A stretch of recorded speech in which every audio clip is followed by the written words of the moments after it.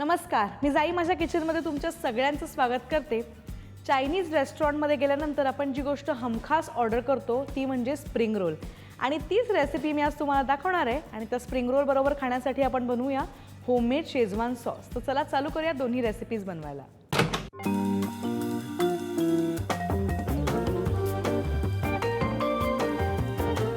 सगळ्यात आधी एका भांड्यामध्ये तिळाचं तेल आपण गरम करून घेऊया आणि तिळाचं तेल गरम झालं की ह्याच्यामध्ये उभा चिरलेला कांदा टाकून घेऊया। हा कांदा आपल्याला साधारणपणे 2 मिनिटं परतायचा आहे। रंग बदलला नाही पाहिजे पण थोडासा शिजला पाहिजे। कांदा थोडासा परतला गेला की ह्याच्यामध्ये आपण घालूया हिरवी शिमला मिरची, गाजर आणि कोबी।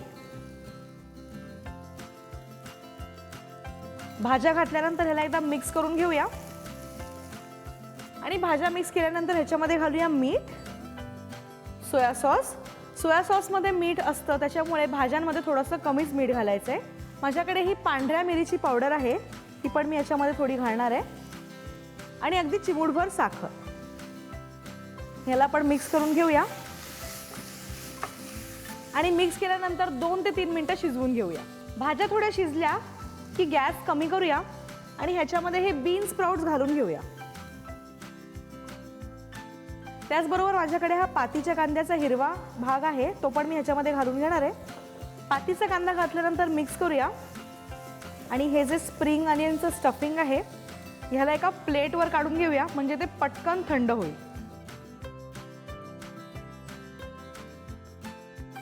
स्प्रिंग अनियनचं स्टफिंग तयार आहे, ते आपण थंड करत ठेवलंय। तोपर्यंत आपण आपला शेजवान सॉस बनवून घेऊया। त्याच्यासाठी एका नॉनस्टिक पॅनमध्ये आपण तेल गरम करून घेऊया। तेलामध्ये आपण घालूया बारीक चिरलेलं आलं आणि बारीक चिरलेला लसूण आणि साधारणपणे 2 ते 3 मिनिटं ह्याला परतून घ्यायचंय।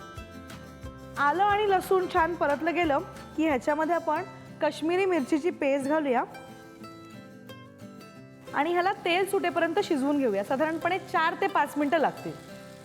मिरचीच्या पेस्टला तेल सुटल्यानंतर ह्याच्यामध्ये आता आपण घालूया टोमॅटो केचप, पांढऱ्या मिरीची पावडर, थोडासा सोया सॉस, अगदी हलका, चिमूटभर साखर आणि मीठ। ह्याला मिक्स करून घेऊया आणि ह्याच्यानंतर आपण साधारणपणे याच्यामध्ये अर्धा कप पाणी घालणार आहोत आणि त्याच्यानंतर त्याला 2 ते 3 मिनिटं शिजवून घेणार आहोत। शेजवान सॉस थोडा घट्ट झाल्यानंतर ह्याच्यामध्ये आपण घालूया व्हिनेगर। गॅस बंद करून ह्याला मिक्स करून घेऊया। व्हिनेगर घातल्यानंतर फार जास्त वेळ शिजवायचं नाहीये। आपला शेजवान सॉस तयार आहे आणि स्प्रिंग अनियनचं स्टफिंग पण आता थंड झालंय, तर आपण स्प्रिंग रोल्स बनवून घेऊया। आता ह्या ज्या स्प्रिंग रोलच्या शीट्स आहेत त्याला चिकटवण्यासाठी आपण एक मैद्याचं मिश्रण बनवून घेऊया। त्याच्यासाठी मैद्यामध्ये थोडं पाणी घालून त्याची घट्ट अशी पेस्ट बनवून घेऊया। तर आपली ही मैद्याची पेस्ट तयार आहे।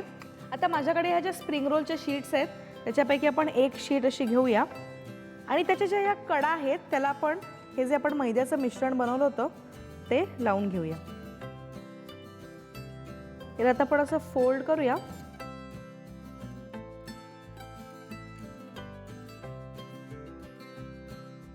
आणि हा जो भाग आहे खालचा त्याच्यावर आता आपण आपलं स्टफिंग ठेवूया। आता हे स्टफिंग ठेवल्यानंतर इथे पण आपण मैदा लावून घेऊया वरच्या भागाला। त्याचप्रमाणे बाजून आपण मैदा लावून घेऊया आणि परत एकदा फोल्ड देऊन आपण ह्याला घट्ट असं रोल करून घेऊया।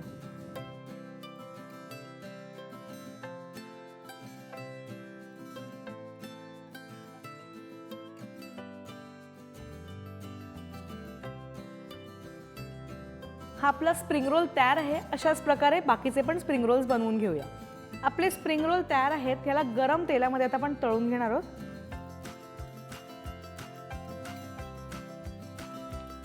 हे चांगले कडकडीत होईपर्यंत आपण ह्याला तळून घेऊया। स्प्रिंग रोल्स तयार आहेत। गॅस बंद करूया आणि ह्याला एका टिश्यू पेपरवर काढून घेऊया।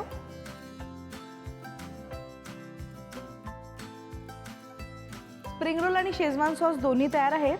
शेजवान सॉसला या सर्विंग बोलमध्ये काढून घेऊया आणि ह्याच्यावरती थोडासा पातीचा कांदा टाकूया गार्निशसाठी. आणि हे जे आपण स्प्रिंग रोल्स केलेले आहेत त्याला पण एका सर्विंग प्लॅटरवर ठेवूया.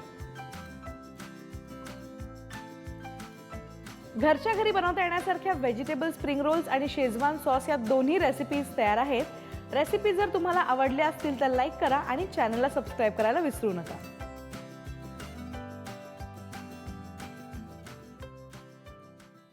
For more such delicious recipes, stay tuned to Sanjeev Kapoor Khazana.